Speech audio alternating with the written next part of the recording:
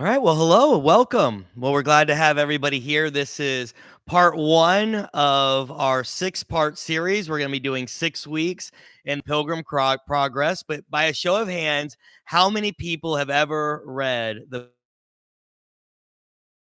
Pilgrim's Progress before? Two. Yeah. All right. So two. That's good. That's good. So this is an exciting study. So, as I was sharing with a few of you earlier, Pilgrim's Progress is the second best-selling book of all time. So, the Bible is the most sold book of all time, and Pilgrim's Progress is number two. It was a very important and incredible book throughout the history of Christianity, and it was required reading for many decades and time frames. And it seems like recently we've gotten away from reading this incredible book. And one study that I was looking over, it said this may be the first generation that really has no foundation to think about when it comes to this particular book. And this book is a very important book for Christians. It's something that I really believe every Christian should read. So obviously the Bible is number one. Nobody's saying that we should not be reading our Bible. We absolutely, but we often enjoy other forms of entertainment. We go to movies, we read other books, and this should certainly be a book that we read. Many great theologians of yesteryear and today make it a plan every year that they read through the Bible. Every year they'll also read Pilgrim's Progress. And so, not saying that you'll be reading it every year, but this is, I think, my fourth time reading it, and every time I read it, I just am more enamored by it each time. So I hope you enjoy it. But to be able to enjoy it, you've got to understand it. And so, as you've been reading it, how many, by a show of hands, were like, what on earth am I reading? Several of you. That's good. That's okay. It's unlike most books that we have read. And the reason is it's the writing style of an allegory. An allegory. So the goal of an allegory is to reveal difficult topics in an easier way to understand. Some relate it to parables, that it's written in a style of a parable. But John Bunyan, who is the author, writes this in the style of allegory, in the style of him dreaming. So he's having a dream and he writes what he sees in his dream. Does anybody know where he was when he wrote this? Yes, jail. Absolutely. So he was imprisoned at the time of writing this, imprisoned for the Christian faith, that he was willing to still proclaim Christ, even when it was no longer allowed for him to do so because he wasn't under the governmental church at the time. So in this dream, people are what their names are. So, if you had to describe yourself with one word, what would you describe yourself as? Arnaldo, you can go first. Hungry. Good. No. Uh, Josiah, what would you think of yourself? Like, if you had to do one word to describe yourself, you got it? You got one, Mario? Sleepy? Yep. I think there were some dwarves that had that same style. Happy, dopey, sleepy. Yeah, always sleepy. All right, Josiah, you escaped for now. Unless you have one. Do you have one? Okay. And so, yeah, so people's names, as you read this, you're going to see their name and you're going to instantly know about this person. So instead of the author having to describe who this person is, all you have to do is know the definition of the name. Now, how many people had to look up what obstinate means or pliable meant? Okay. So I had to do that the first time too. I was like, what does that mean? So you may have to do that as you're going through. You may have to look up, and don't be afraid to look up definitions of words, because those definitions are going to be very important. Now, also, it's not just the people that have names that dictate who they are, but the places do. we open up in the city of what? Destruction. And so it's the same concept here, is that the idea of the city name isn't really the name of the city, it's what it represents. So let's do another challenge here. Champions Gate, Davenport, Four Corners. What would we call it so that people would automatically know where we're at? What would you think? City of Tourism. I like it. I thought Fantasyland, you know, Home of the Mouse, something like that. But yeah, so the idea is that the places that you're going to discover in this book, when you see the Village of Morality, well, it's a place where morality is the law of the land. And so yeah, so that's that gives us an idea of hopefully how this is going to progress. So as we're reading this, it gives us a better understanding of how to understand it in general. All right, so our book opens in the city of destruction. The city stands as a symbol of the entire world as it is. So when you hear city of destruction, what that's meaning is, imagine how the world is today, how the world is, how people think, how people act, how people live, what their priorities are, what they're looking towards, what they're going for. That is what the city of destruction is representing. So it represents the entire world with all of its sins, with all of its corruptions, with all of its sorrows. It's a city that destroys people. And it is one day a city that will be destroyed by God. It destroys its people because it's not pointing them to God. It's a city that's not pointing them to Christ. It's a city that is pointing them to anything and everything but God. And it will be a city that's one day will be destroyed by God. And so our main character, what is his name? Wrong. It's Graceless. Yes, it's Christian, by the way. But we'll find out later in the book that his name, before it became Christian in the city of destruction, it was Graceless. But you won't find that out until further in the book. Spoiler alert. Spoiler alert. So, yes, so his name is Christian. But when you think about it, Graceless, what does that mean? Well, he didn't have God's grace upon him at that time because he was in rebellion. He was living in the city of destruction. And so his name is Christian because he is going to be a Christian. And so Pilgrim's Progress is a story of Christian and the journey that he's going through or journeying through as he becomes a Christian in his life as a Christian. So here's what I want you guys to do. As you guys are reading this book, I want you to truly see yourselves in this book. I want you, like, this is when we read stories, we want to be the hero. Like, we want to be the knight in shining armor, or the damsel in distress that's being rescued. Like, we want to put ourselves in the story. And John Bunyan is saying, this story is you. This is the journey of a believer. And now you may come to different points and go, I don't remember my story being like that, or that doesn't really relate to me.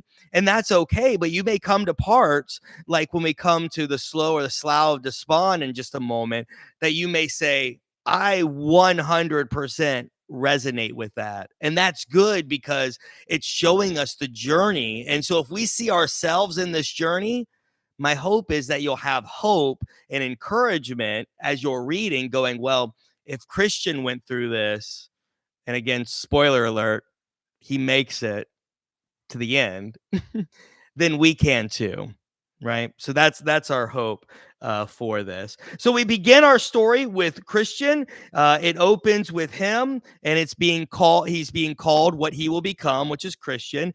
And then soon into the story, we meet another character by the name of Evangelist. And so what do you think Evangelist is? Yep. He's an evangelist. Very good. He shares the gospel, which means as we're reading about evangelists, we should be seeing, what does an evangelist do? And we would see those things taking place. So evangelist is because he's an evangelist. We're going to see a gentleman by the name of Helpful. And what do you think Helpful is? Helpful. Very good. You guys are on it. Pliable. What is pliable? He's pliable. He's easily persuaded, right? And so the style of writing takes place through the entire book should help us understand these deeper aspects in an easier way. Next, it's good to understand that this book is about salvation, the journey of salvation, the journey a pilgrim takes over the course of his life.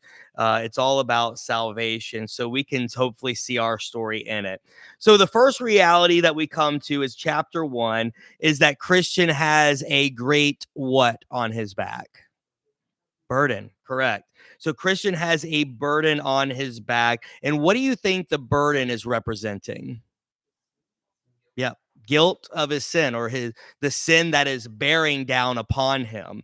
So we see it pictures it like it's a big backpack of sorts, or a big sack of weight that is upon him. So you imagine Christian kind of bent over. You imagine him struggling under the weight of this guilt and shame and sorrow and sadness, this sin that is bearing down upon him.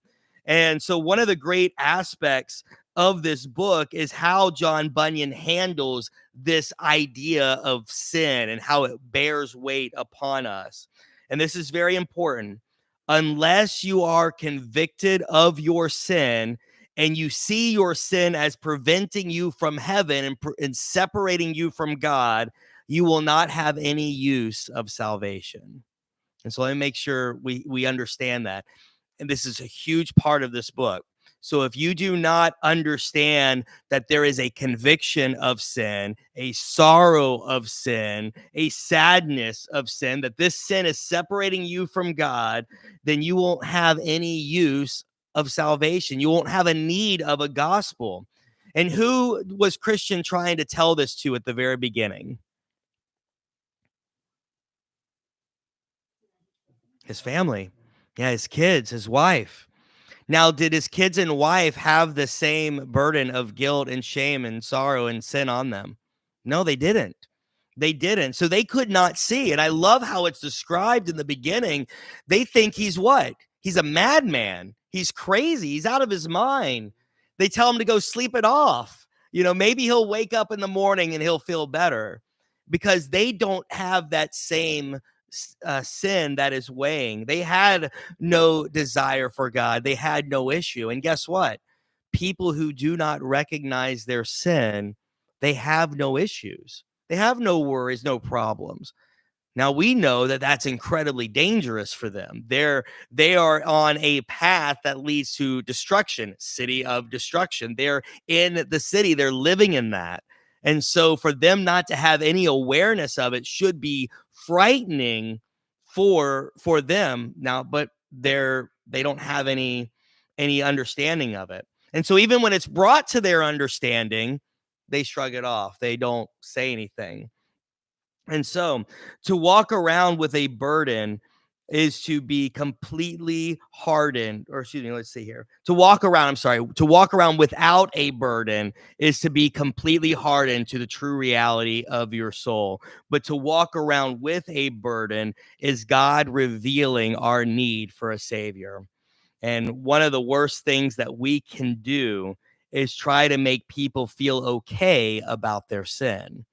So one of the things, and I hit on this in a little bit later, one of the things that we want to try and do is when someone becomes weighted by their burden, by their sin, we sometimes, and we think we're helping, trying to make it seem like it's not that bad. It's not that big of a deal. Don't get too stressed about it. Don't get too burdened by it. You'll be fine. You'll be fine. And that's one of the worst things that we can do, because it's God's spirit that is helping people see their sin to know that they need to find a solution for their sin. And their only hope is Christ and the forgiveness of sin.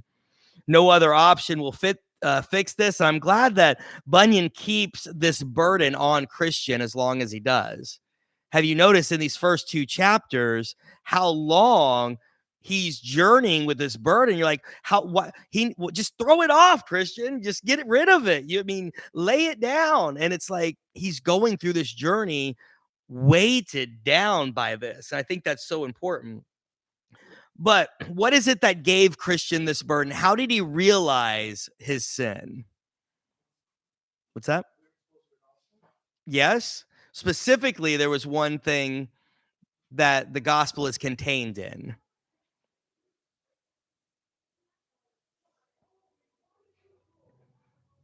It was a book. Yep. It was a book. And what book do you think we're talking of? The Bible. Absolutely. So it was the Bible that Christian had, and he was reading it. And when he read it, he recognized his sin, and he recognized the great burden that was upon his back. And he just couldn't figure out, well, how do I get rid of this burden? I see my great need. I just don't know what to do with it. And so that is when we see evangelist enter the scene.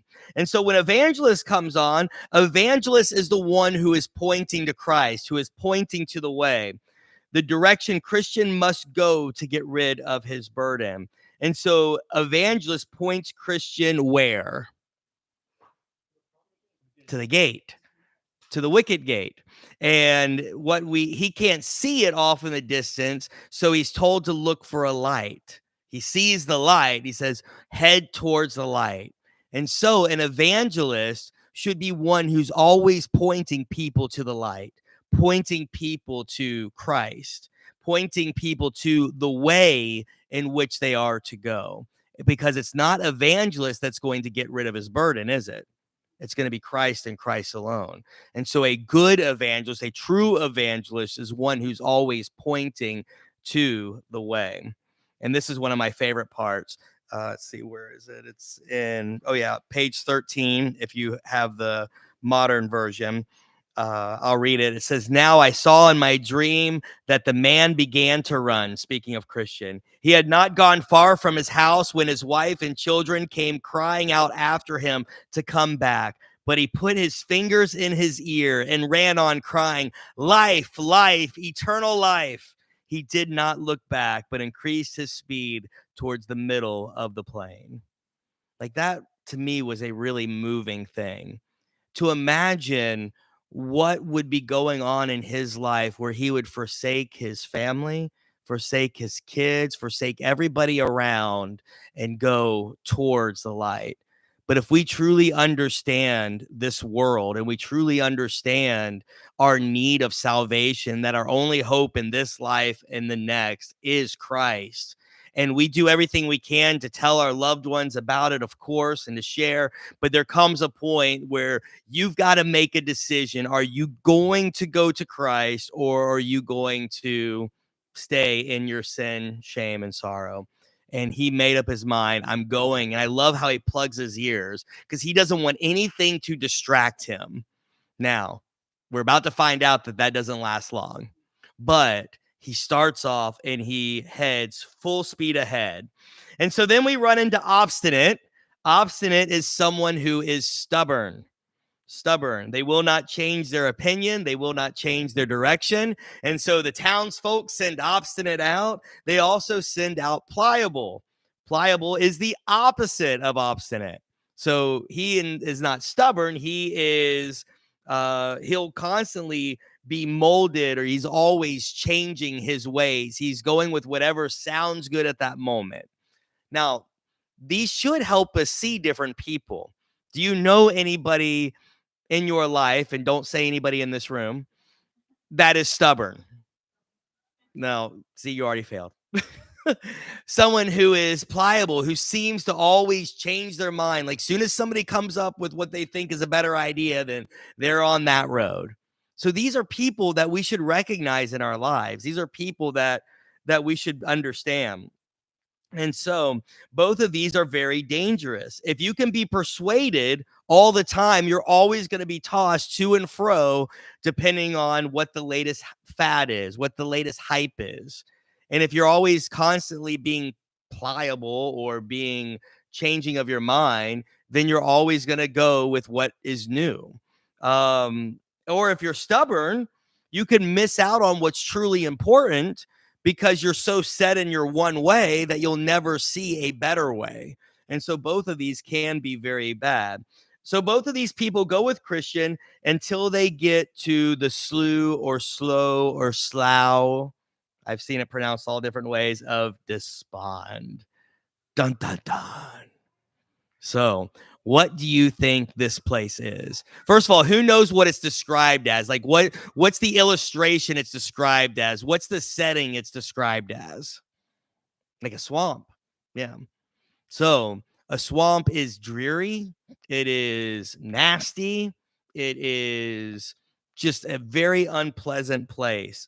And if we turn to page 18, if you have the same book, we actually get the specific definition for it. And so I'm going to read that to us.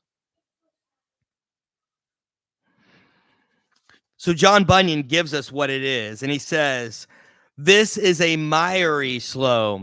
It's such a place that cannot be mended. It is the low ground where the scum and filth of a guilty conscience caused by conviction of sin continually to gather. And for this reason, it is called the Slough of Despond.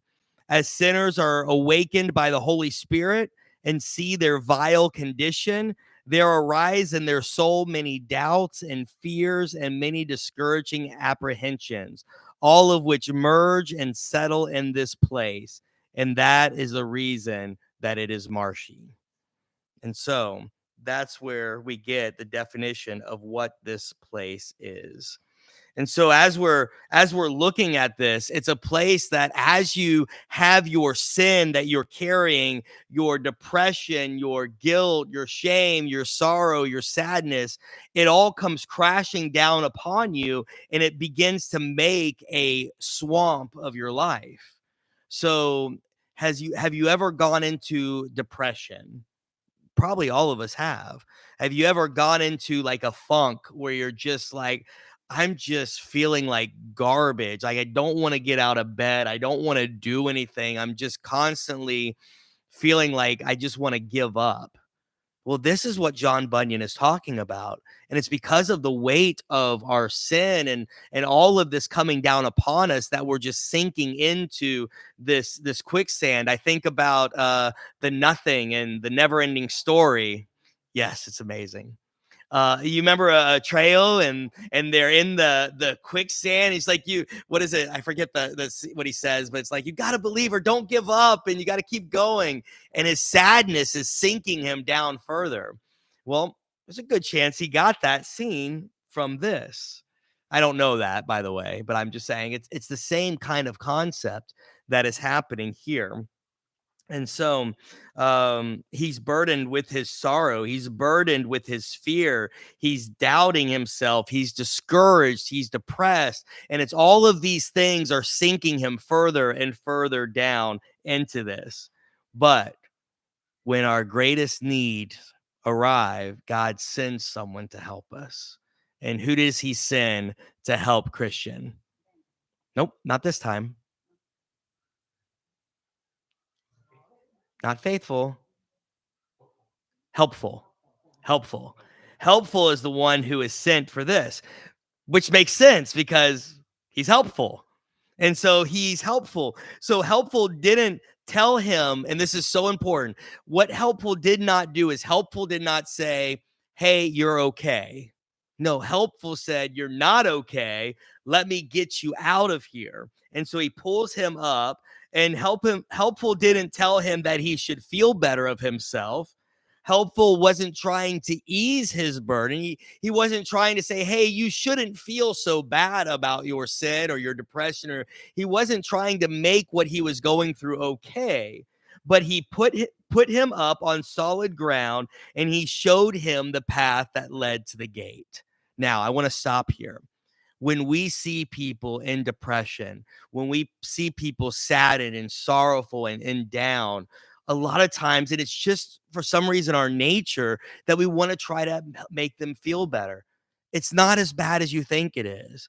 It'll be okay. Everything's fine. Just get back up and keep going. We try to be encouraging. And it's not that we should never be encouraging to people. But what Helpful did was almost the opposite. He got him out. He said, I'm with you. And then he said, this is your direction you're going. No, don't stay here. There's nothing for you here. You need to go to the light. You need to go to the wicket gate. That's where you're going. So he puts him on solid ground, and then he points him the direction he needs to go.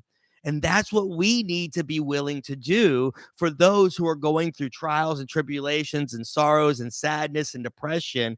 It's not to try to downplay what's going on. It's not to try to make them feel better, but we should be pointing them back to Christ, back to the path, back to the direction that they need to be on. And John Bunyan does a beautiful job of doing the correct thing by putting Christian on solid ground, showing him the path that leads to the gate. And so Christian continues on that path.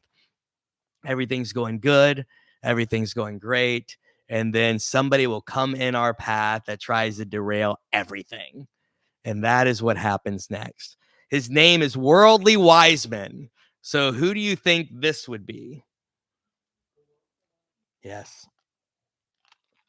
Someone who the world would think is wise. Someone who has wisdom in the world, but not wisdom about God. Not wisdom of the reality, wisdom of the temporary. And so a man who is wise in the world's eyes. And so Worldly Wiseman sees that Christian has this burden. He sees that he's really struggling on this, and he decides to give Christian advice, not based on God, not based on the Bible, but based on what? The world, the world's wisdom. He wants to help him find a better way that doesn't have to go through Christ, because that's a hard way. That's a difficult way. That's not easy. Now, let me pause there. How often do people try to tell the gospel as if the gospel is going to make everything better? That the gospel is going to fix everything. You're going to get the girl, you're going to get the money, you're going to get the job, you're going to get all of these things. Just come to Christ. Your life will be great. You see the exact opposite in this. And we see the exact opposite in our life. Like when we come to God, sometimes things get a lot worse before they get better. It becomes more difficult because now we're fighting against the world instead of going with the flow of the world. And so what we see here is then the Worldly Wiseman is trying to help him find an easier path to get rid of his burden. And what does he recommend? The village or the city of morality. He recommends a man named Legality. And that if you're just good enough, if you're just strong enough, if people just like you, then you can lose your burden. And so there's no need to go the hard route when you can just do better. You can just be better. You can just do the right thing, and you can lose this burden on your own terms by your own self. And Mr. Legality is going to help you do that. Go see him. And so Christian is deceived by this. He says, hey, if it's an easier way, I just need to get this thing off my back. He removes the idea of Mr. Helpful. He removes the idea that the evangelist gave him, and he goes up to a great mountain. What is this mountain called? Anybody remember what this mountain is called?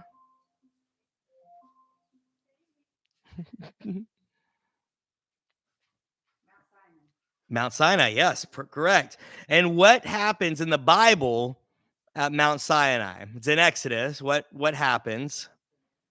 The commandments, yes. And so we are given the 10 commandments. We are given the law. And so what's being shown here is that if you follow the law, you can be great. If you do it perfectly, you're saved, you're righteous, you're good. Follow the law, do better, be better, listen right, act right, and you're good. But what does Paul tell us?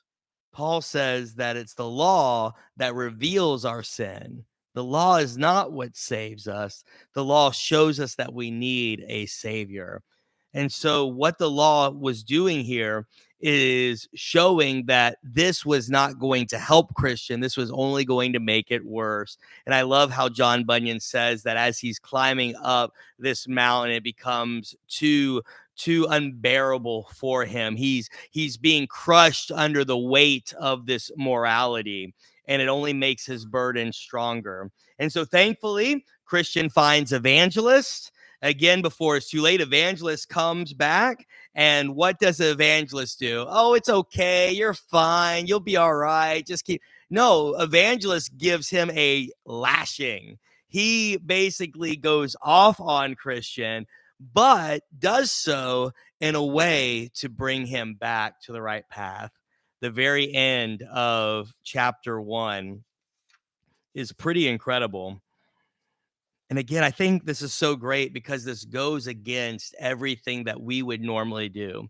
We're so quick to want to comfort somebody. We're so quick to want to say, it's okay. It's okay. It's not that big of a deal. It's not that bad. You'll be fine. Just get over it and keep going.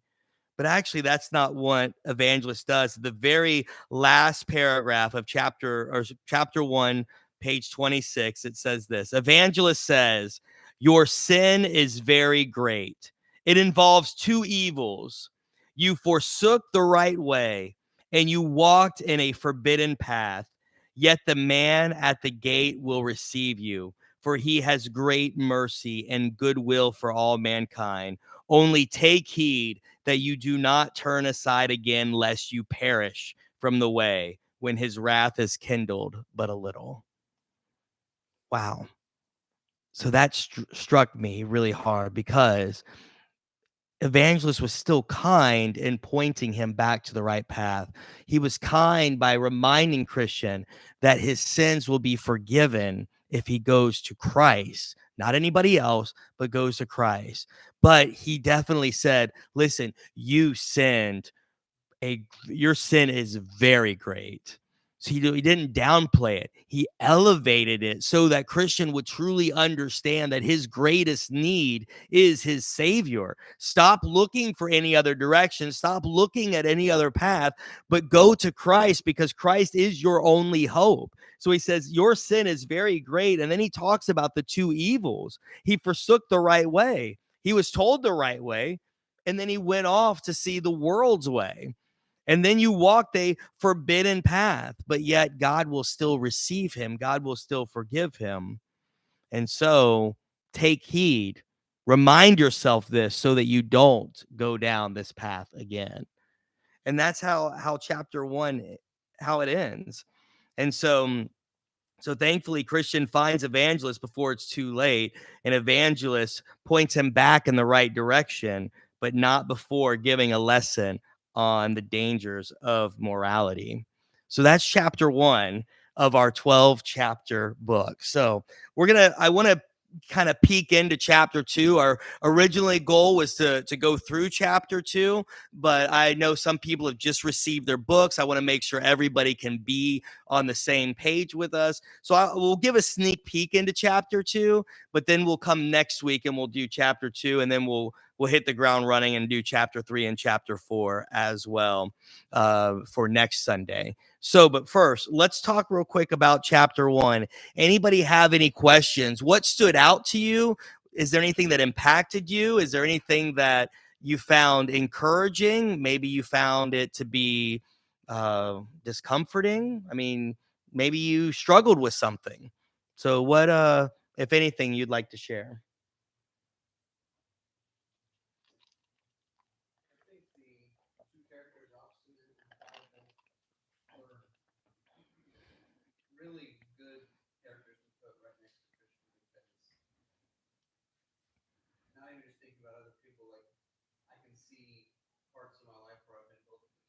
Hmm.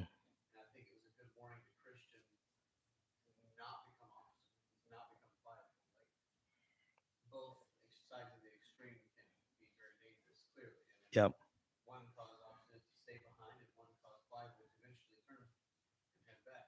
Yep.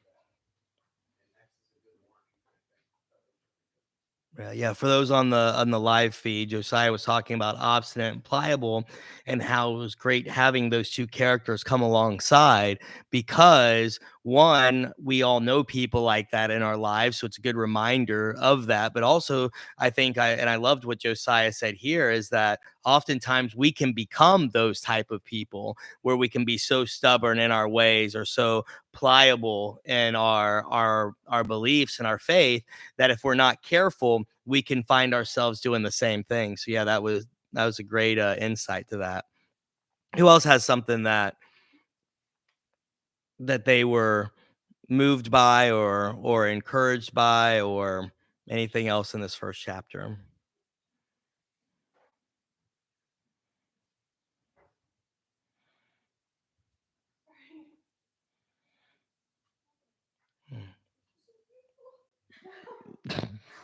Cody was very moved, so she's in the back crying, I think.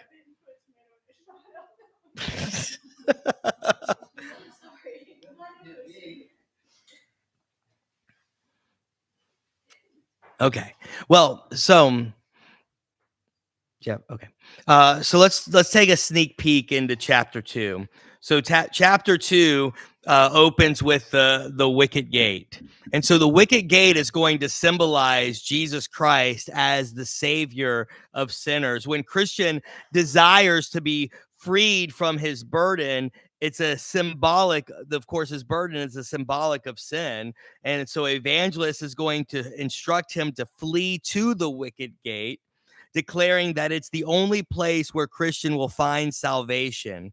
Indeed, when Christian knocks at the gate and introduces himself, he does so as a needy sinner, and he's warmly welcomed without condition. And so when we look at the beginning of chapter 2, he knocks on the gate, but no one comes. And he knocks again, and no one comes. And then he shouts out, "May I enter here? Will you please open up to me?" And no one comes. And then he says, "Though I have been an undeserving rebel, if I am forgiven and allowed to enter, I will never cease to sing God's praises." And so what we see at the very beginning is that he is a needy sinner. He is someone who desperately needs Christ. And that was such an important aspect, because if you come to Christ in any pride or any arrogance, thinking that you yourself can do this, very quick gate will not open for you. And so that's the really beautiful thing that is being displayed here. But we're also going to see someone like ignorance is going to be a character that we'll find. And so ignorance and is someone who ultimately rejected at the gate of the celestial city, which is in heaven. Thus illustrates Bunyan's belief that Christ and the salvation he offers sinners is indeed the only way to heaven. Sinners who claim other saviors, including their own goodness, will discover that they have been deceived. By making the pilgrim's journey through the wicket gate, then, and not allowing for any other workarounds, Bunyan upholds Christ as the only one able to redeem people from the sin that keeps them from paradise. We'll do that next week.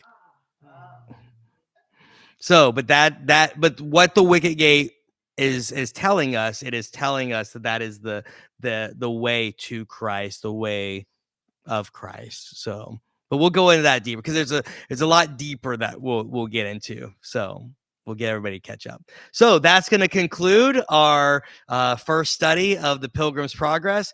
We'll do chapters 2, 3, and 4 next week, and we'll be right back here at 6 p.m. So we'll see you then.